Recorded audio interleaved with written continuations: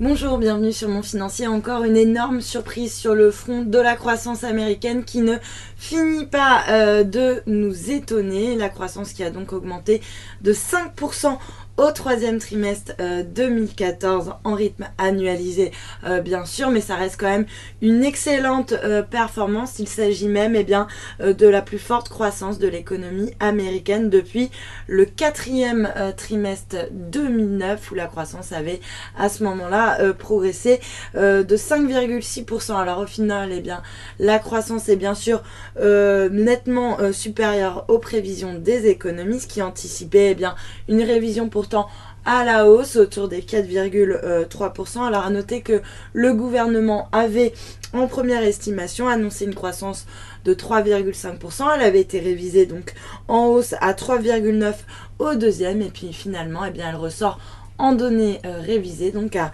5%, donc c'est largement meilleur que prévu et puis c'est surtout la plus forte croissance enregistrée depuis 11 trimestres. À noter que la consommation des ménages a fortement contribué donc à la progression du PIB puisque la consommation des ménages ressort en hausse de 3,2% au troisième trimestre. Un seul bémol, les commandes de biens durables qui, elles, finalement, ont reculé de 0,7% en novembre. Alors du côté des marchés, la réaction est forcément positive. Le CAC, lui, réagit très positivement. Il s'adjuge actuellement 1,1%, ce qui lui permet de repasser au-dessus du seuil des 4300 points. Puis surtout, ça lui permet d'effacer ses pertes de l'année. Un CAC qui revient donc flat depuis le début de l'année. Autre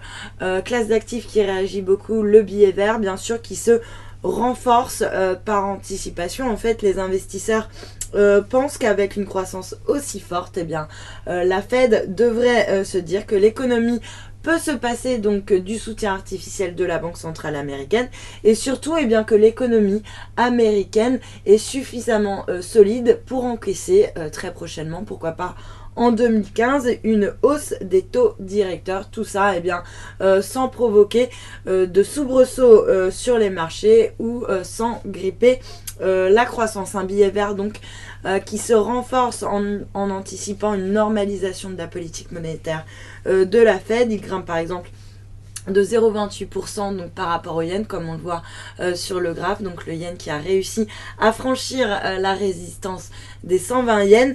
L'euro, en revanche, il reste à peu près stable par rapport au yen, mais il recule bien sûr de 0,28% par rapport au dollar pour s'échanger autour des 1,2195 après avoir testé un plus bas à 1,2183. Et puis à noter également Wall Street qui devrait ouvrir d'ici une petite demi-heure et qui accélère donc à la hausse avec un Dow Jones qui devrait avancer de 0,35% à 17 959 points. Idem pour le S&P et pour le Nasdaq qui devrait avancer de respectivement 0,3 et 0,26%. Voilà pour le live. Restez avec nous. Très bonne journée.